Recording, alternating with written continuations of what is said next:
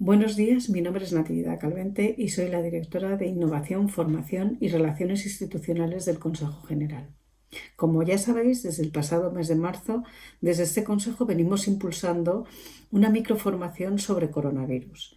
Esta microformación contiene diverso tipo de materiales, como pueden ser presentaciones, vídeos y en este caso lo que os queremos proponer es la realización de un webinar. Para esto contamos con la colaboración del catedrático de microbiología de la Universidad Complutense de Madrid, el doctor Víctor Jiménez. Víctor es una persona que trabaja intensamente como docente en varias facultades de esta universidad, como es la de farmacia, la de odontología o tecnologías de los alimentos, y además tiene una extensa carrera en el ámbito de la investigación, bien como miembro de un grupo de investigación, bien como investigador principal en proyectos de ámbito nacional, europeo e incluso internacional. Víctor nos va a explicar las bases en las que se están fundamentando todos los desarrollos de los medicamentos y vacunas que se están ensayando en este momento frente al coronavirus. Creemos que este webinar es de alto interés para la comunidad farmacéutica, ya que los medicamentos y las vacunas es uno de los pilares fundamentales sobre los que mantenemos nuestra actividad asistencial. Y sin más, quiero agradecer la participación de Víctor y su colaboración y vuestra atención. Cuando quieras, Víctor. Hola, buenos días. Soy Víctor Jiménez Cid de la Universidad Complutense y bueno, he preparado una pequeña presentación sobre las principales líneas de investigación de fármacos y de vacunas que están ahora en ensayos clínicos, de los que se está hablando en los medios de comunicación. Un repaso muy general desde el punto de vista científico. La presentación se llama COVID-19 desde la investigación y esa es la visión que quería dar en esta presentación. En primer lugar, pues bueno, ya sabéis todos, ya conocéis de dónde viene este virus. Los coronavirus habitualmente son virus zoonóticos que se circulan en poblaciones animales, normalmente animales salvajes. Y aquí en esta primera diapositiva lo que muestro es uno de estos primeros dendrogramas, uno de estos primeros árboles genealógicos, digamos, de los virus de este género, del género beta coronavirus, que afectan al ser humano.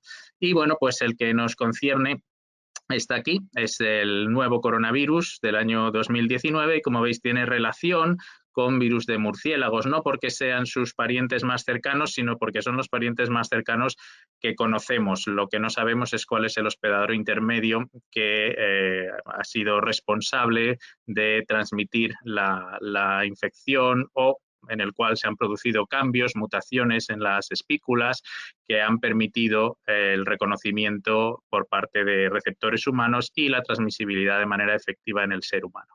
Aquí veis un poco cómo está de emparentado con el SARS, el coronavirus del síndrome respiratorio agudo grave del año 2002-2003, y el otro coronavirus que afecta al ser humano, el MERS, que también causa un cuadro muy grave, pero que por suerte no es transmisible, así como con otros virus catarrales que también pertenecen a los beta coronavirus y otros, los alfa coronavirus, que aquí tenéis puestos en azul. El virus, este tipo de virus, es un virus muy característico, es un virus con una simetría helicoidal. Esto es similar a otros virus respiratorios como el del sarampión y el de la gripe, que a pesar de ser partículas esféricas, a pesar de ser el virión esférico, son partículas envueltas, tienen esta envoltura, esta bicapa lipídica, y la simetría no es la clásica simetría icosaédrica que tienen algunos virus que tienen este aspecto así esférico o más o menos simétrico, sino que el RNA está compactado en una nucleocápside con simetría helicoidal dentro de la partícula viral. Como veis, es muy característica la presencia de estas espículas constituidas por estos trímeros, estos peplómeros de proteína S, que son precisamente los que van a tener esta característica antigénica. Y aquí os doy algunos datos pues, de la taxonomía que probablemente conoceréis, el género beta coronavirus, de la familia Coronaviridae, pertenecientes al grupo 4 de Baltimore, que son los virus RNA de cadena sencilla de polaridad positiva. Polaridad positiva ya sabéis qué significa, que tienen, digamos, la misma secuencia de bases que un RNA mensajero, la misma polaridad que un RNA mensajero, y que por tanto pueden entrar directamente al ribosoma y traducirse. Son virus muy grandes para ser virus de RNA, de hecho son los virus más grandes que afectan al ser humano, y aquí tenéis una estructura de su genoma, un genoma que, bueno, pues es, como os digo, también bastante grande para un virus RNA, aproximadamente 30 kilobases, y que tiene 2 ORFs muy largos que luego se procesan por el efecto de 2 proteasas, una proteasa de tipo papaína, esta proteasa PL, y una proteasa tipo quimotripsina, que es esta proteasa 3CL. Es decir, que igual que otros virus RNA, van a dar lugar a un polipéptido enorme, a una poliproteína. Aquí la veis, su topología según está cuando se produce integrada en la membrana del retículo endoplásmico de la célula, que luego es procesada por una de las proteasas o por otra de las proteasas virales. Comento esto porque estas proteasas pues son una posible diana farmacológica y bueno, pues volveremos ahora en un momento sobre ella. Luego hay otros marcos de lectura que son más pequeños, que tienen que ver con la replicación del virus. En total son 20 y pico, casi 30 genes, y aquí tenéis el ciclo de replicación viral, que de nuevo pues responde a un clásico ciclo de replicación de virus RNA. En primer lugar, hay un reconocimiento de esas espículas por parte de receptores específicos. Esto es lo que define el tropismo, es decir, el tipo de células y el tipo de especie que va a infectar el virus. Esto va a dar lugar normalmente a una endocitosis mediada por receptor, y se producirá pues, una fusión de la envoltura viral con la membrana del endosoma.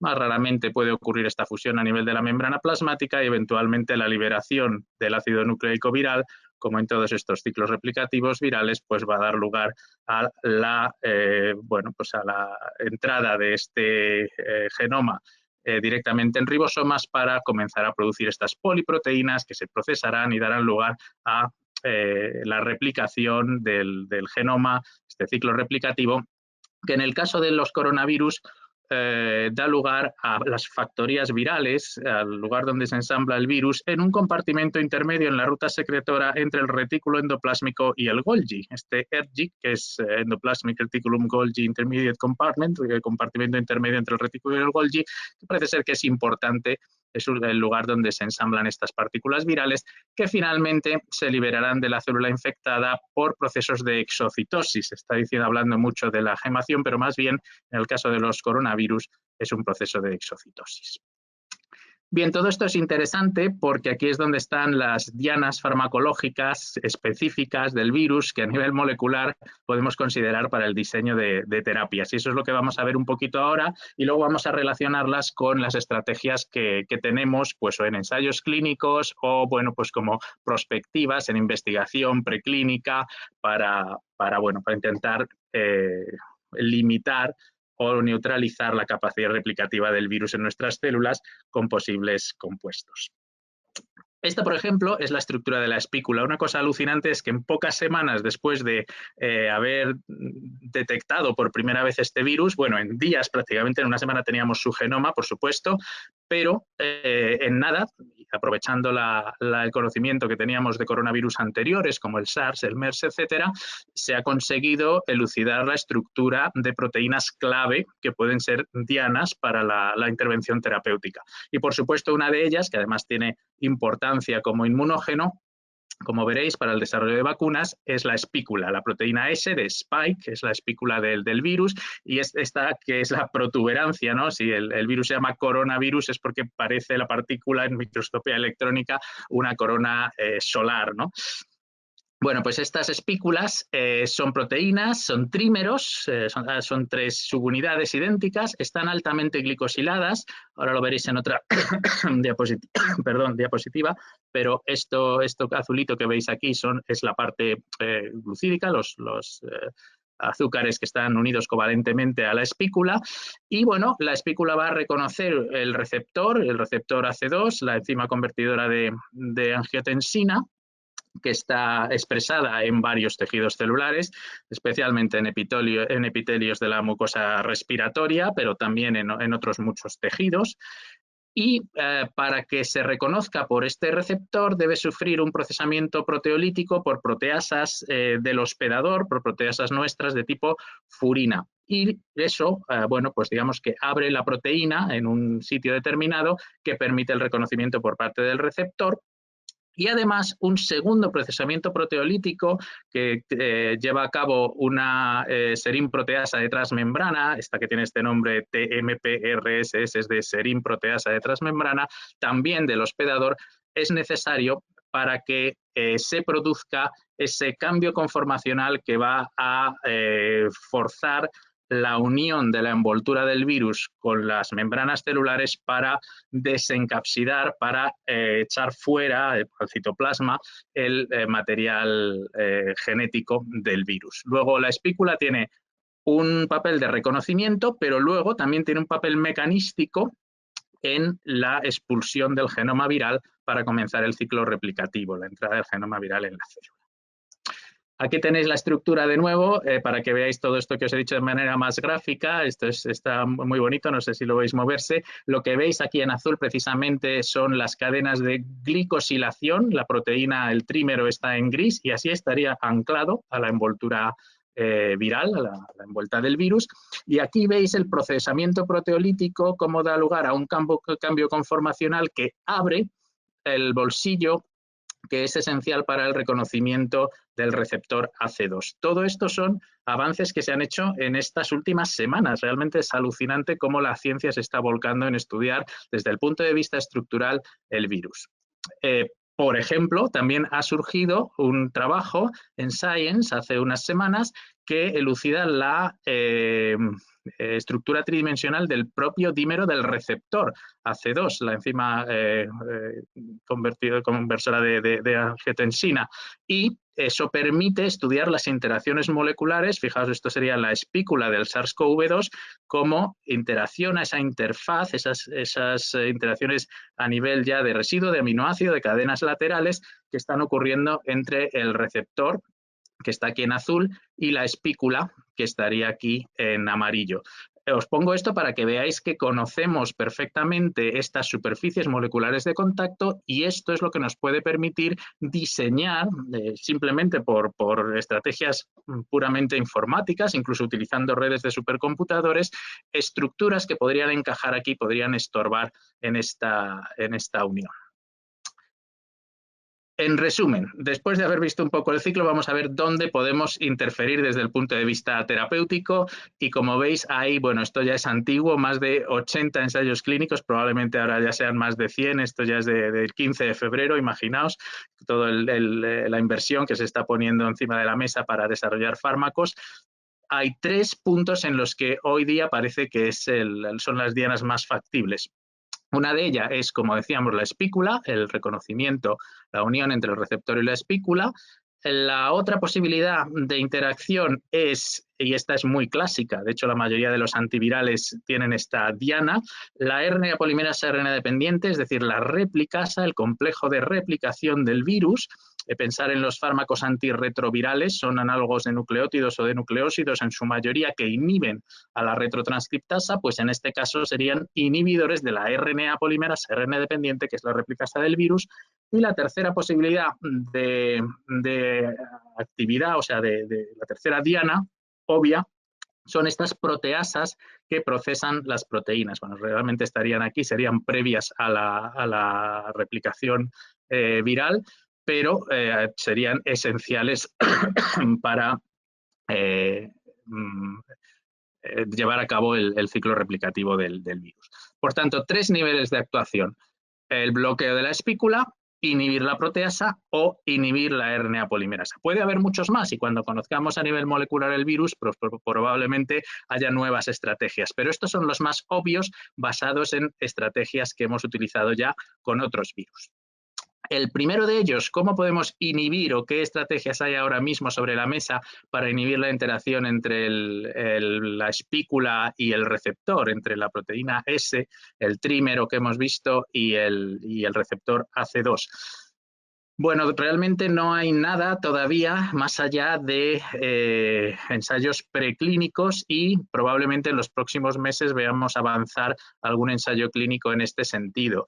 Hay varias estrategias que son lógicas. Una de ellas es utilizar proteínas de tipo lectina. Como hemos visto que la espícula está glicosilada, pues sabéis que las lectinas son proteínas con afinidad por cadenas polisacarídicas que normalmente pues lo que hacen es interferir o bloquear esas uniones. Si encontramos una lectina que tenga más afinidad por la propia espícula que el receptor, entonces conseguiríamos por competición eliminar o minimizar la interacción del virus con las células. Esto sería una estrategia casi preventiva o sería bueno, útil en los primeros estadios de la enfermedad, casi para evitar el contagio o la propagación del virus en los primeros estadios de la infección. Otra opción similar sería utilizar anticuerpos monoclonales activos frente a la espícula, es decir, que formen un complejo inmune con la espícula. Estos están en desarrollo y evidentemente pues, se podrían utilizar para bloquear el virus. Otra cosa es la limitación que tiene el uso de anticuerpos monoclonales desde el punto de vista farmacológico de su administración y demás, pero evidentemente es otra opción.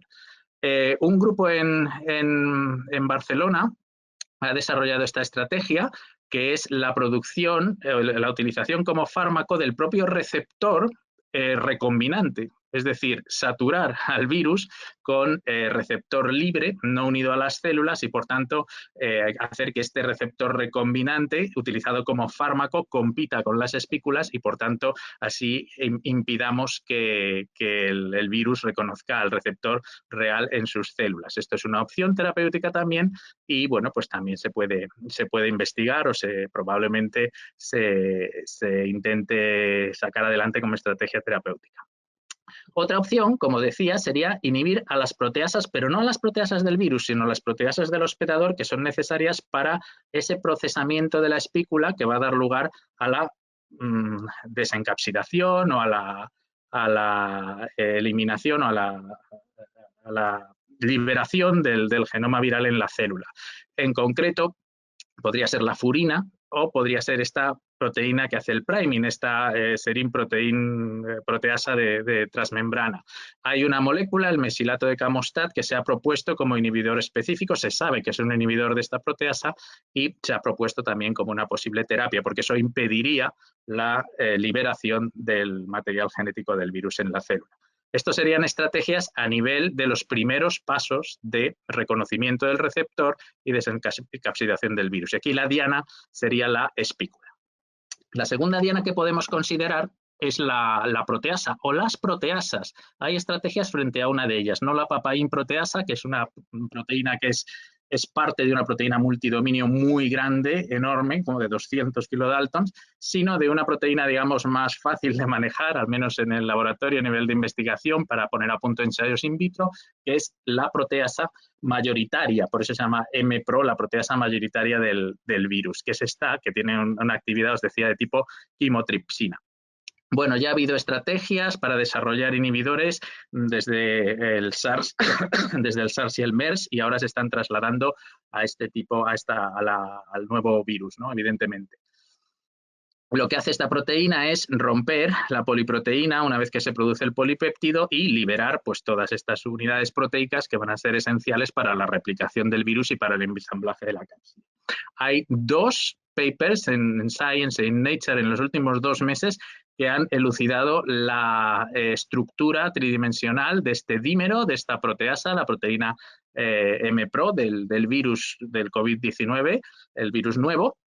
y que proponen ya estrategias farmacológicas, porque una vez que tenemos la estructura, que conocemos el bolsillo catalítico con muy buena precisión en cuanto a las distancias atómicas, se pueden simplemente utilizando técnicas bioinformáticas diseñar moléculas o hipotetizar sobre moléculas que actúen como inhibidores competitivos de la actividad proteasa. Y de hecho, en este último paper, que es de hace unos días, hay una propuesta, incluso con curvas de dosis-respuesta, que las hay simuladas y las hay reales, de un montón de fármacos, algunos de ellos que ya se conocían como inhibidores de proteasas víricas, como el disulfiram, que son capaces de encajar en este bolsillo y que en teoría podrían utilizarse como fármacos inhibidores del ciclo replicativo del SARS-CoV-2, utilizando como diana esta proteasa.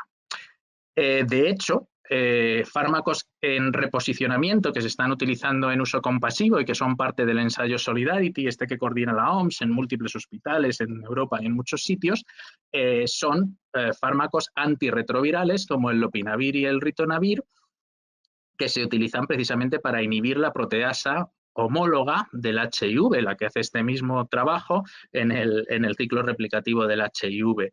Y bueno, todavía no hay datos demasiado definitivos porque, bueno, ya sabéis que esto es uso compasivo, a falta de moléculas específicas. Vamos a ver qué tal aquellas que ya están aprobadas por las agencias del medicamento y que se sabe que se pueden utilizar con seguridad, funcionan, y esto es lo que se está utilizando en nuestros hospitales precisamente en estos ensayos. El ritonavir y el lopinavir, que son inhibidores de este tipo de proteasas. Los primeros ensayos en China no son especialmente prometedores desde el punto de vista clínico, sin embargo, hay datos, al menos con el SARS, de que estas moléculas pues, funcionan como inhibidores de la proteasa.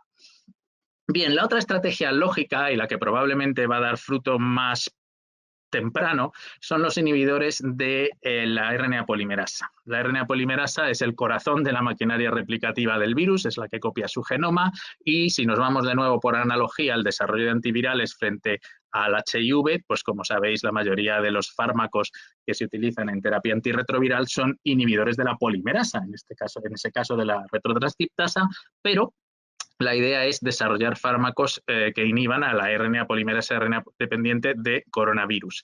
Hay, por supuesto, una vez más, fármacos en reposicionamiento, la ribavirina, que es un inhibidor de RNA polimerasas víricas bastante clásico, con sus problemas de uso, se estará probando. Y luego hay moléculas como el favipiravir de Fujifilm, este es de los japoneses, que bueno, pues tiene ciertos efectos secundarios, pero se está probando también. Es un fármaco que se desarrolló frente al virus de la gripe. Hay una molécula similar que desarrollaron los rusos. También todos estos son análogos de nucleótidos, como veis, y lo que van a hacer es, bueno, pues engañar a la RNA polimerasa pensando que está metiendo pues una adenina o una guanina y realmente lo que van a hacer va a ser bloquear, parar la síntesis en ese punto. Habréis oído hablar del remdesivir, que si lo pongo en rojo es porque también está incluido en estos ensayos clínicos pues del esfuerzo coordinado Solidarity, que se está utilizando en hospitales como uso compasivo, que es una molécula que se ha usado también en China y quizás pues, es el análogo de nucleótidos más prometedor en la terapia hasta el momento. Hay otros análogos y esta semana pues, ha surgido un grupo norteamericano que propone una proteína similar al remdesivir, pero que parece que se podría llegar a administrar por vía oral, porque el remdesivir solo se puede administrar por vía parenteral. Aquí tenéis el tuit en el que el investigador, bueno, pues digamos, acompaña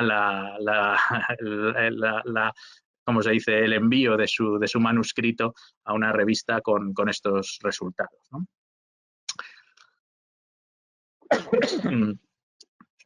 Esto respecto a atacar al virus, pero habréis oído hablar de otro tipo de terapias que van dirigidas más bien a mantener, una vez que la infección se ha instaurado, a mantener vivo al paciente, es decir, a neutralizar esa tormenta de citoquinas que es responsable de los casos graves, de los casos críticos de la enfermedad.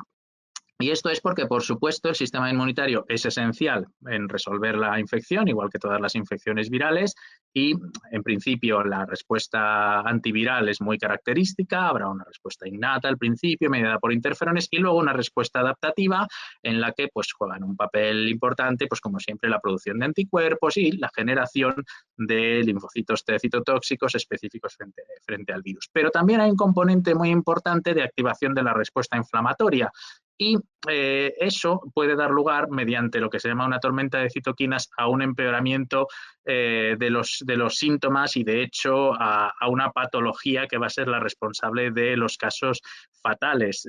Una exacerbación de esta respuesta inflamatoria, sobre todo a nivel pulmonar, que es lo que va a acabar con la vida de estos pacientes. Por eso hay cierta polémica sobre la utilización de fármacos antiinflamatorios e inmunosupresores para controlar la enfermedad de COVID-19.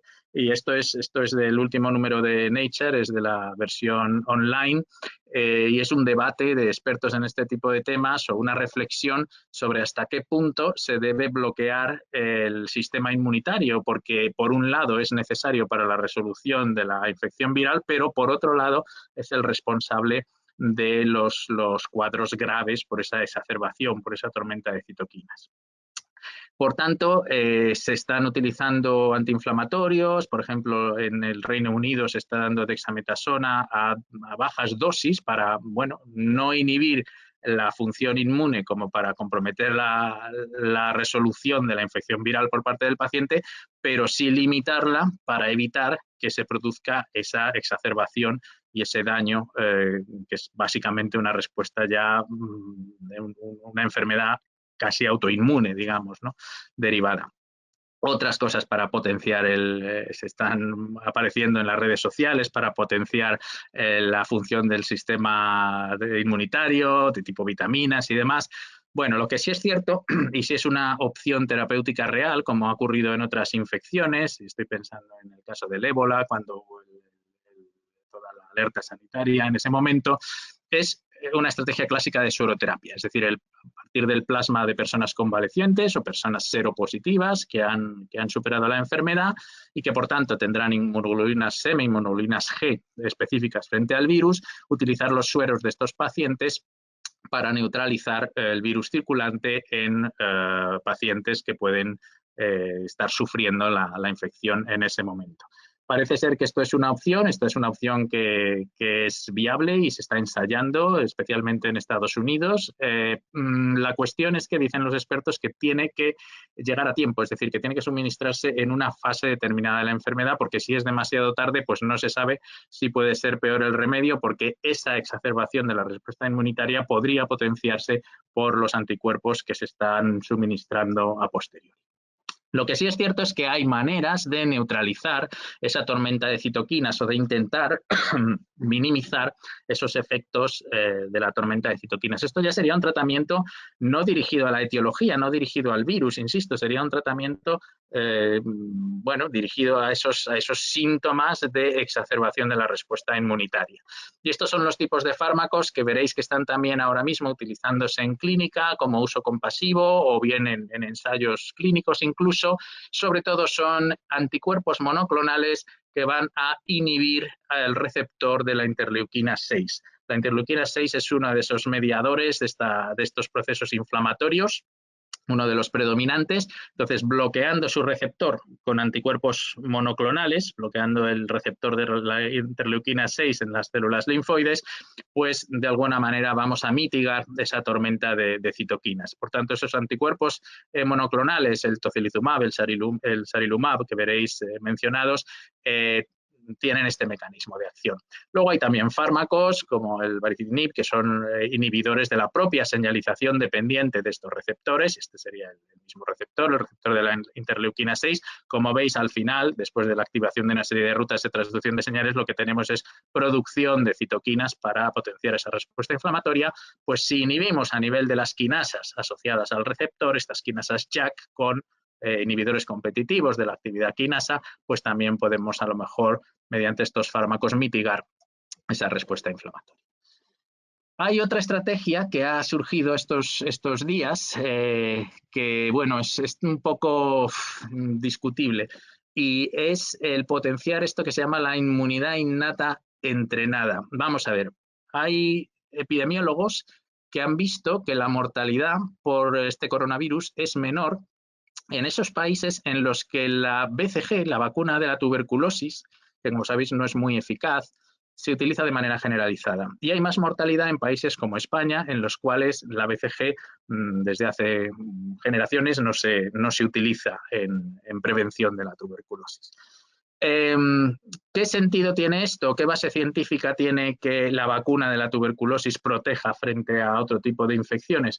Bueno, hay quien defiende una teoría, y esto parece ser que hay bases científicas para ello, de que no solo la inmunidad adaptativa tiene una memoria, sino que también ciertos mecanismos de inmunidad innata tienen una memoria y que la BCG, así como los glucanos de algunos hongos y tal, pues potenciarían una serie de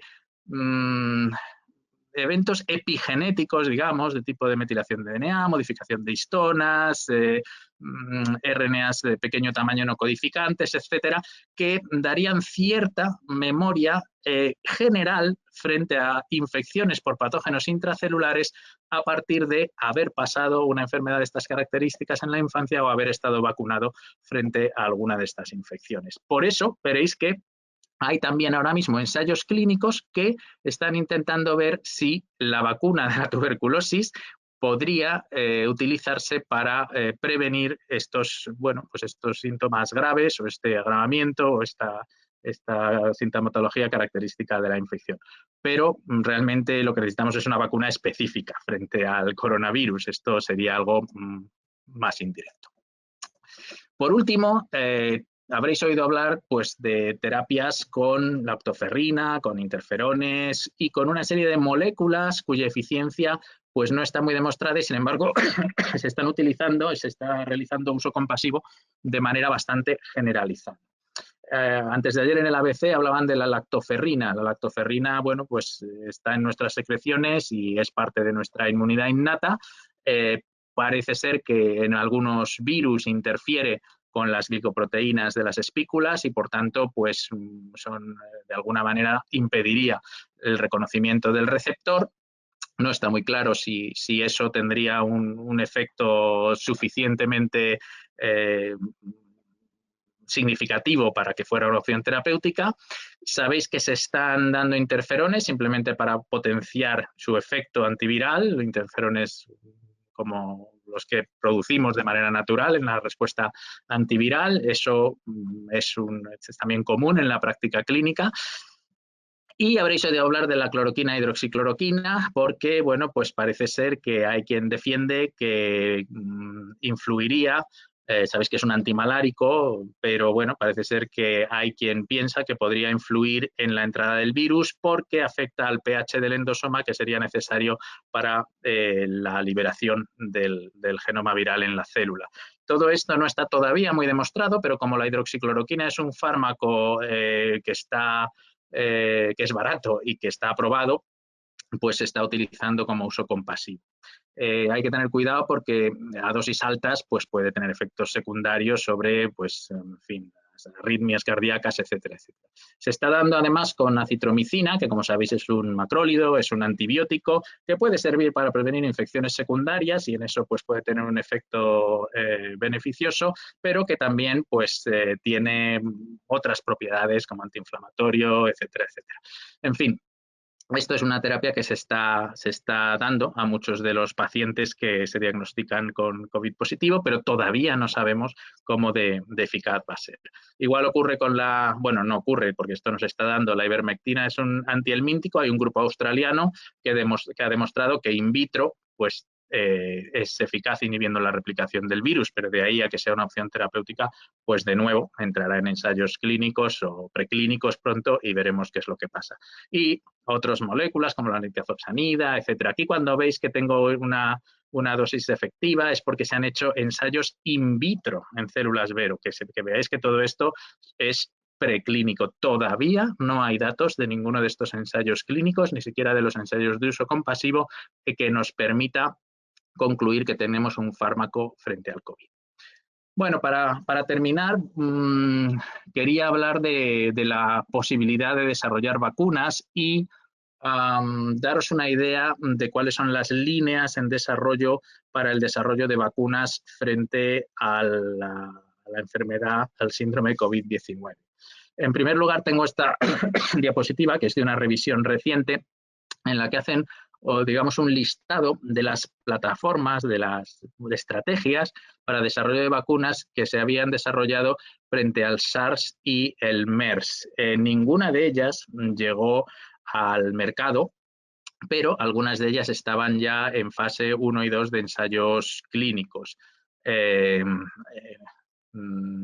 Puesto que el SARS desapareció y el MERS es un problema minoritario, hemos perdido un tiempo bastante, hubiera sido muy útil para estar preparados para desarrollar una vacuna en tiempo récord.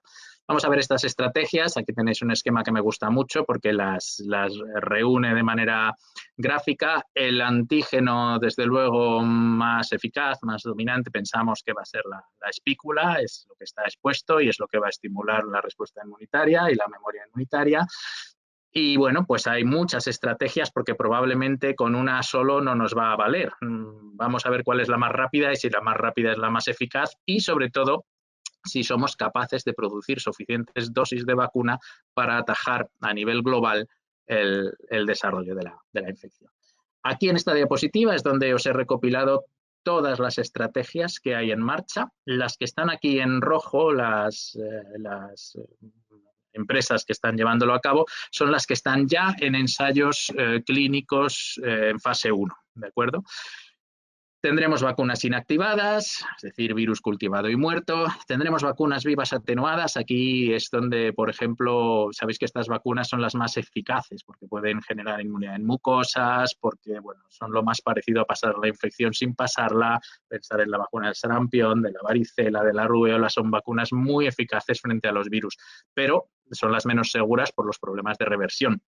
Aquí el grupo de Luis Enjuanes en el Centro Nacional de Biotecnología persigue esta estrategia, pero claro, son vacunas que llevará más tiempo desarrollarlas, pero para mi gusto son las más interesantes. Las vacunas vivas atenuadas y además generadas mediante atenuación dirigida, eliminando genes responsables de la virulencia sin afectar a la inmunogenicidad.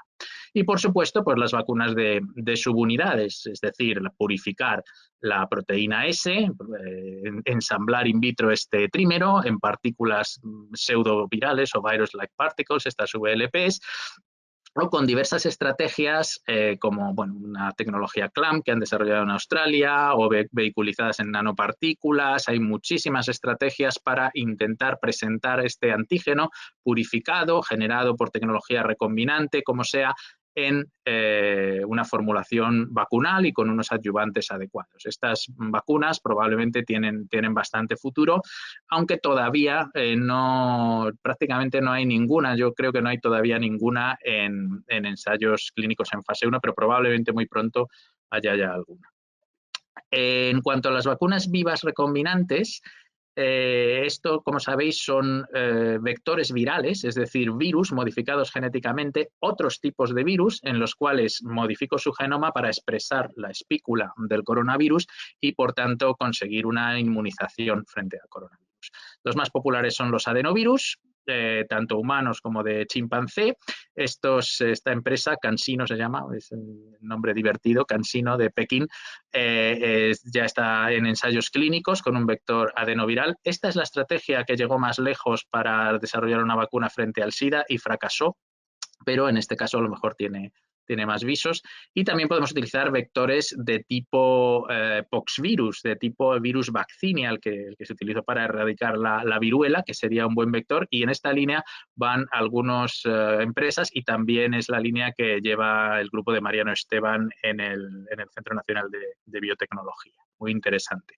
Estos virus no replican en nuestras células una vez suministrados. Son virus defectivos en replicación, pero serían efectivos en la presentación del antígeno. Hay otras opciones utilizando virus replicativos, es decir, virus que se van a replicar. Por ejemplo, el virus vacunal del sarampión o un virus de influenza. En Instituto Pasteur en Francia o en la Universidad de Hong Kong están utilizando estos vectores virales replicativos para modificarlos genéticamente, expresar la espícula del coronavirus y conseguir vacunas basadas en esto.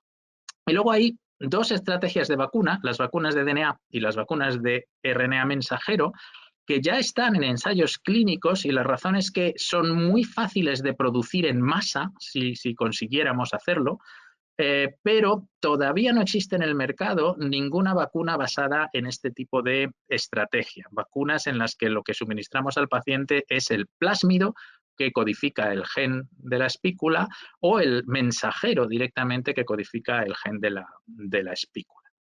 Vamos a comentar algunas de estas estrategias desde el punto de vista conceptual. Esto simplemente salió en Nature para que veáis que estas son las estrategias detectadas. Algunas ya están en fase preclínica y algunas, que son las que os he mencionado, las que estaban aquí marcadas en rojo, ya están en ensayos clínicos en fase 1, en concreto basadas en el adenovirus y algunas de ellas basadas en DNA y RNA. ¿Qué es una vacuna de RNA mensajero? Bueno, pues es muy sencillo. Consiste en inocular el RNA que codifica para el antígeno, con la esperanza de que nuestras células dendríticas y nuestros macrófagos adquieran ese RNA, expresen esas proteínas y se las presenten a los linfocitos TCD4, dando lugar a una respuesta y a una memoria inmunológica. Hay dos estrategias: simplemente el RNA sintetizado y normalmente encapsulado en partículas de tipo liposoma, etcétera, etcétera. Y hay una estrategia muy bonita que incluye además genes que codifican una replicasa de tal manera que se autoamplifica el mensajero dentro de las células, y estas serían, pues, en teoría, más eficaces. Bueno, pues esa es la estrategia. Vacunar con el mensajero, no con el antígeno, no con la proteína inmunogénica, sino con el mensajero que la codifica, para que nuestras propias células presentadoras de antígeno sean las que producen y procesan la proteína para producir inmunidad. Esto es una estrategia nueva, por eso no sabemos muy bien cómo va a funcionar. ¿Qué es una vacuna de DNA? Pues lo mismo, pero aquí en lugar del RNA lo que metemos es en un plásmido el gen que codificaría el antígeno. Es, digamos, un paso más. Necesitamos transcribir y luego traducir. Esto se podría, esto lleva en experimentación ya bastante tiempo, se ha intentado hacer frente a tuberculosis, frente a HIV, confiere cierto nivel de protección, se ha visto en monos, por ejemplo, y ahora ya está en ensayos clínicos. Bill Gates tiene bastante fe en esta vacuna, sobre todo porque, como digo, un plásmido es facilísimo producir millones y millones y millones de dosis en muy poco tiempo. Ahora, la inmunogenicidad que produzca, la eficacia de esta vacuna, pues todavía no está demostrado. El fundamento es que este plásmido, introducido en fibras musculares, en queratinocitos, etcétera, pues va a producir la proteína. Esa proteína va a aparecer en cuerpos apoptóticos, etcétera, y va a ser reconocida por las células dendríticas que van a presentar el antígeno y estimular la respuesta inmunitaria adaptativa. La tercera estrategia novedosa, que todavía no tenemos ninguna vacuna basada en esto, pero es otra que está ya en ensayos clínicos, son las basadas en virus recombinantes, los vectores virales recombinantes. Esto es lo que os decía. Esta sería basada en adenovirus de chimpancé o en adenovirus humano. Se prefiere el de chimpancé porque muchos de nosotros tenemos ya inmunidad frente a catarros causados por adenovirus y podríamos neutralizar la propia vacuna. Lo que se hace es modificar genéticamente estos adenovirus, que son los virus más manejables en el laboratorio. Esto es muy sencillo, haciendo que expresen el gen del antígeno, y bueno, pues lograríamos introducir ese virus, y ese virus pues presentaría el antígeno dentro de nuestro organismo. Es más eficaz si es un virus competente para la replicación, y esos son los que yo os decía, del virus del sarampión o el virus de la gripe, este tipo de vectores, pero los que están más desarrollados son defectivos en la replicación en nuestros tejidos y están basados en adenovirus o en poxvirus, en el virus vaccinia. Y esta sería un poco la filosofía de este tipo de vacunas. La manera de introducir el antígeno viral sería, pues bueno, pues como parte de una infección, sería una vacuna viva, realmente muy parecido a una vacuna viva, pero una vacuna viva por un vector viral que no es el virus que causa la infección, pero sí es capaz de expresar en su superficie, de portar en su superficie la proteína viral que va a lograr la inmunidad. Y por último, se están ensayando en China, en 2 ensayos clínicos, 2 estrategias que, bueno, son, cuando oigáis hablar de una vacuna frente al cáncer, que es un concepto un poquito raro, pues son este tipo de estrategias. Realmente lo que se hace es transfectar con vectores lentivirales, con vectores de tipo retroviral, células dendríticas, células presentadoras de antígeno, de tal manera que expresen los antígenos frente a los cuales queremos inmunizar.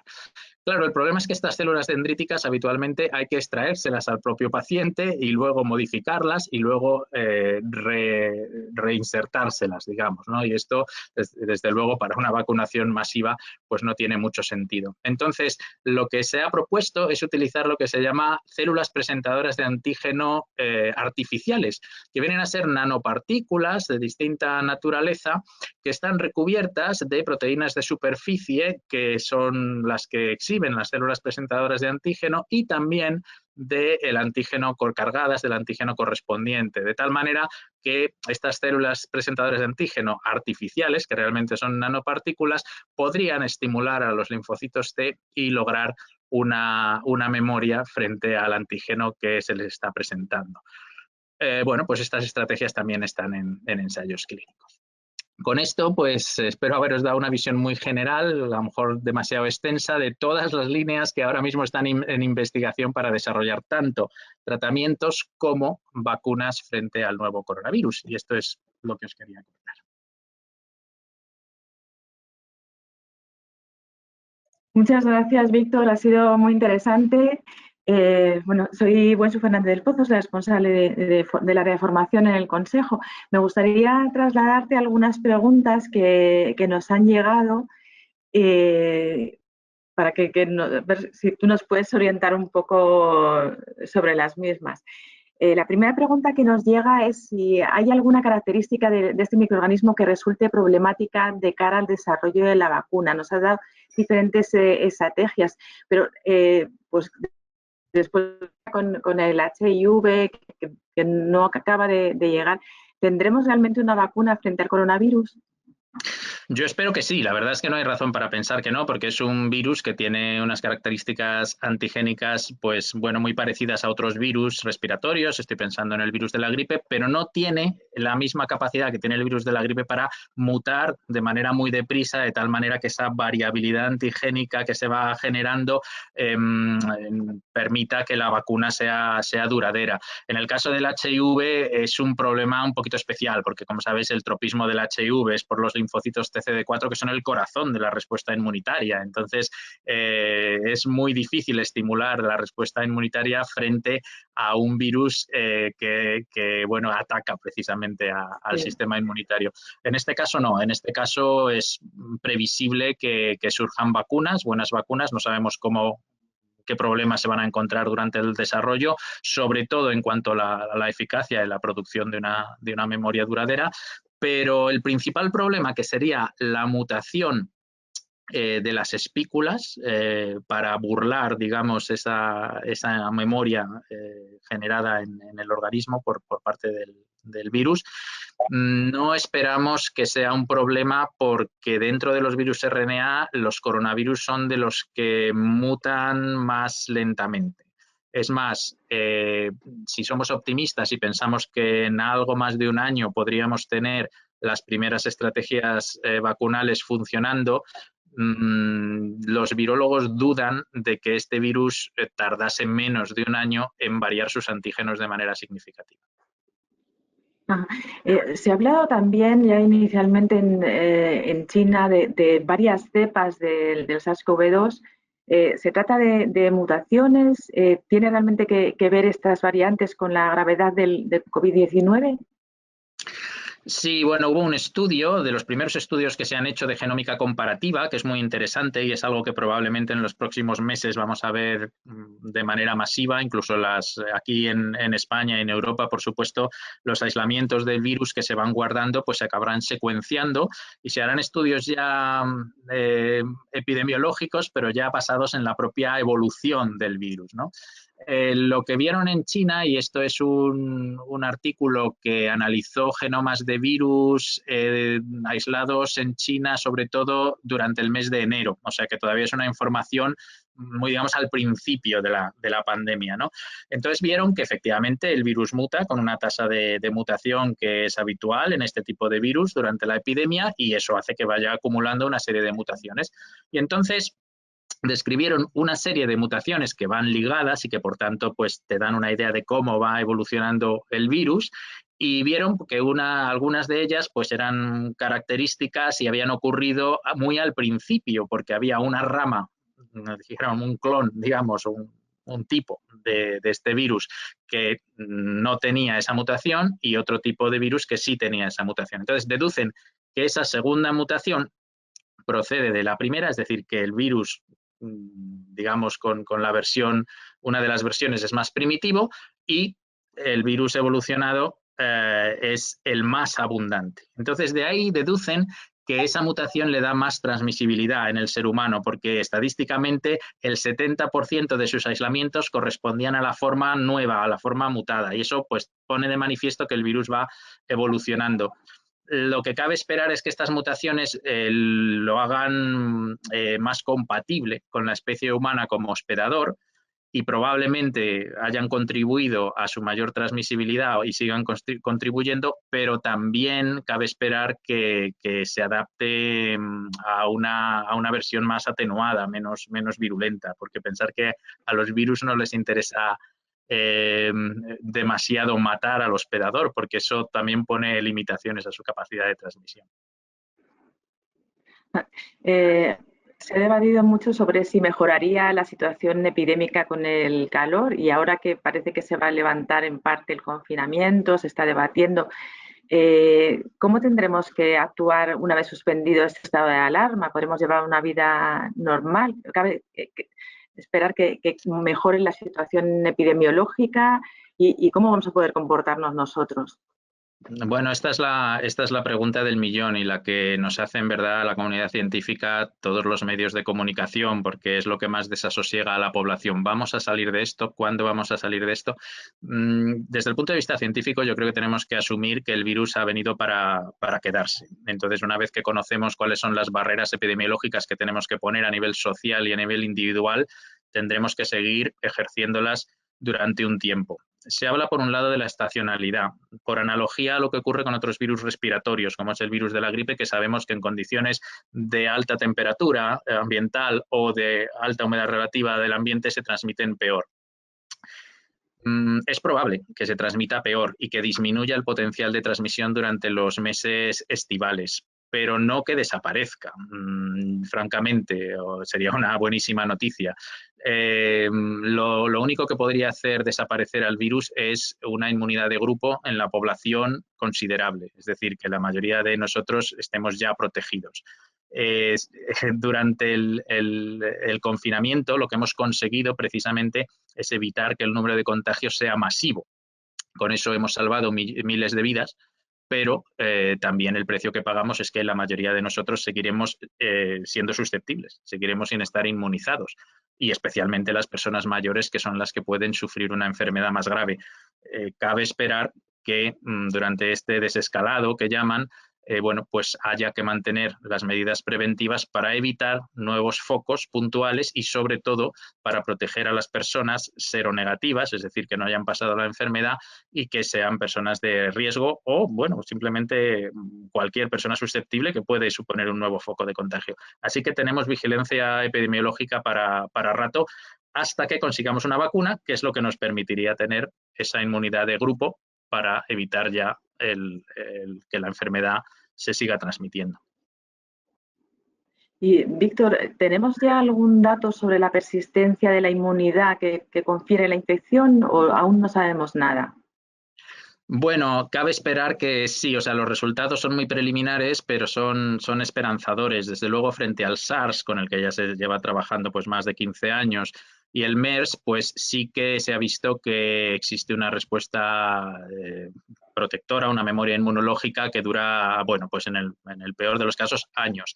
Luego, con este virus se ha visto en experimentos en macacos en China, que se genera un título de anticuerpos bastante razonable, y también en China, en individuos que han pasado la infección, pues se ha detectado inmunoglobulina M, inmunoglobulina G a los 20 días en el 100% de la población, y cabe esperar que, bueno, pues por analogía con lo que ocurre con cualquier otro proceso viral, estos anticuerpos sean protectores y sea una memoria duradera. Bueno, al menos ahí tenemos esperanzas.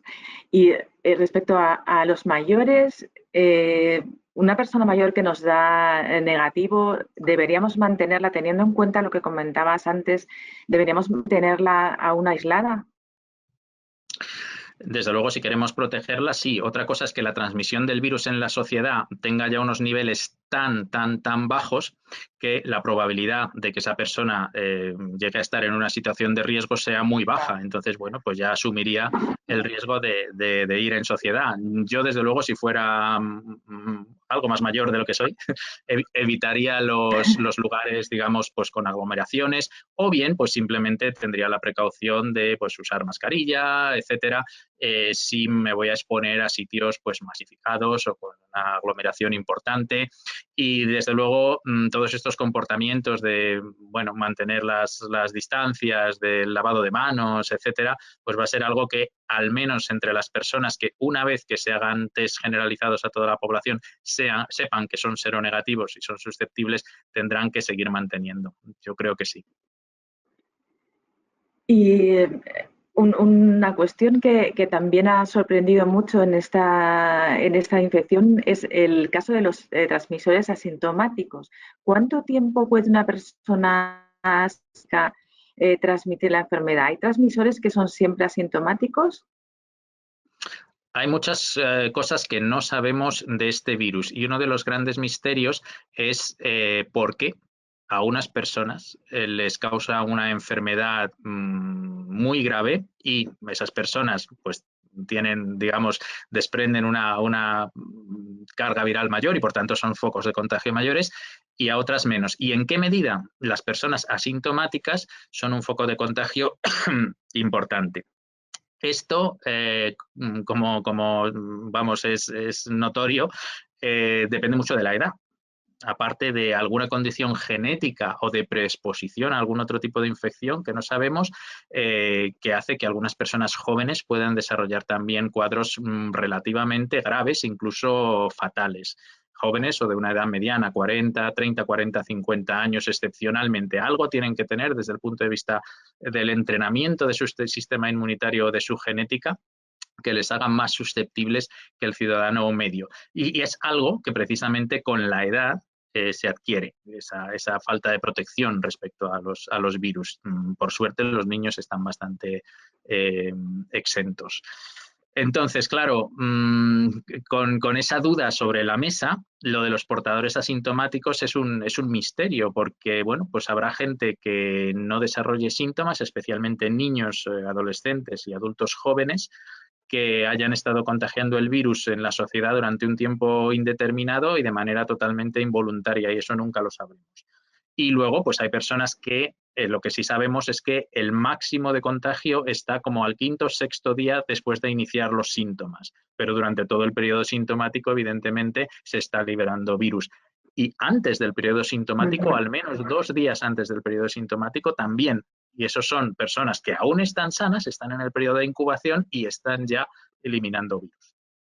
Entonces, eso es muy difícil, y por eso precisamente es muy difícil de controlar, de poner barreras a este virus, por el problema de las personas que no tienen una clínica, pero sí que son focos. Y ahora que vamos adquiriendo cada vez más población inmunizada, ¿cabe esperar en caso de reinfección que sean casos más atenuados? A nivel de la población, por otra parte, ¿esa inmunidad creciente reducirá la gravedad de los sucesivos picos? Hombre, desde luego que sí. Está claro que hay una proporcionalidad y esto cualquier estudio epidemiológico bueno, de cualquier epidemia o pandemia que haya habido en el pasado lo pone de manifiesto. En cuanto la inmunidad de la población es lo suficientemente eficaz, la transmisión del virus disminuye. Eso no quiere decir que pueda haber personas bueno, subclínicas que puedan tener el virus de manera transitoria. Pero claro, la probabilidad se disminuye muchísimo, porque en el momento que tenemos un título de anticuerpos, la replicación del virus va a estar inhibida en segundos contactos y por tanto pues una posible reinfección va a ser neutralizada y esas personas pues no van a ser focos importantes, salvo que el virus mute y entonces vuelva un poco a empezar la historia. Pero yo ya os digo que tengo fe en que una estrategia vacunal sea muy fácil de readaptar a cualquier cambio antigénico del virus, igual que hacemos anualmente con el virus de la gripe, pero incluso con más margen. Ha sorprendido que una de las preguntas que los clínicos se hacen al inicio es bueno, ¿cómo evolucionará? ¿Por qué unos pacientes evolucionan de forma tan diferente? Y se ha identificado la ferritina alta como un marcador para predecir los casos graves de COVID-19. ¿Por qué? ¿Qué relación tiene la ferritina con la evolución del cuadro?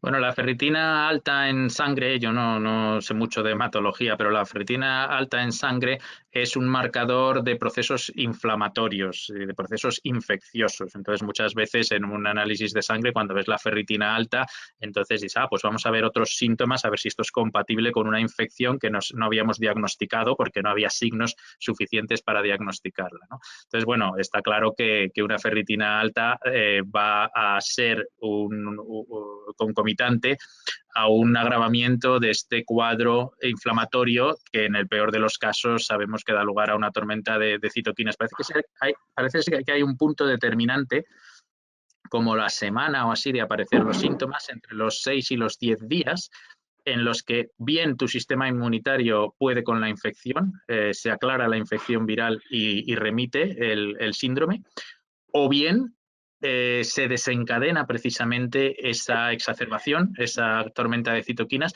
y entonces es cuando sobreviene el colapso, vamos, el problema respiratorio por, ya te digo, pues por una inflamación sostenida. Víctor, finalmente hay mucha preocupación sobre la escasez de mascarillas, la posibilidad de reutilización. ¿Cuál sería la mejor opción en estos casos? Ha descrito la permanencia en tela hasta 7 días. ¿Cuál debe ser la medida a tomar? ¿Cuál consideras tú que debe ser la medida a tomar si no se dispone de mascarillas desechables?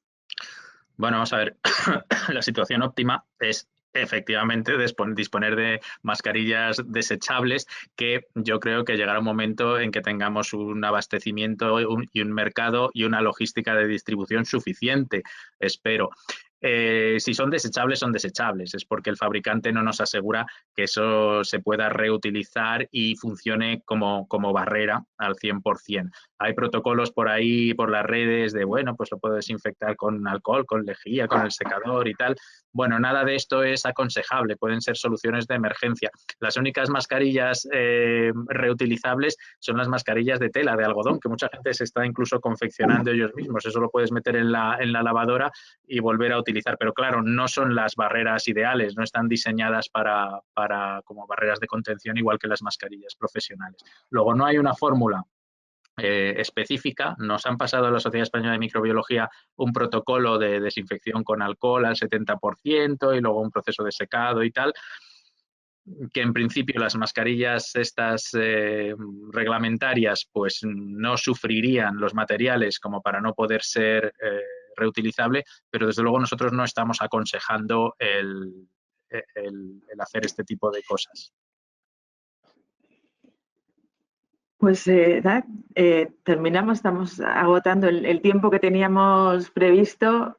Darte nuevamente las gracias por tu participación, ha sido muy, muy interesante y bueno, pues esperemos que esta situación se solucione lo antes posible. Nada, a vosotros por la invitación y vuestro interés. Y bueno, estas cosas avanzan muy deprisa. La clase que da hoy, a lo mejor la semana que viene ya no tiene vigencia porque hay nuevos tratamientos mucho más prometedores y nuevas vacunas en ensayos clínicos. Pero bueno, simplemente mi idea era dar una visión global de en qué momento estamos.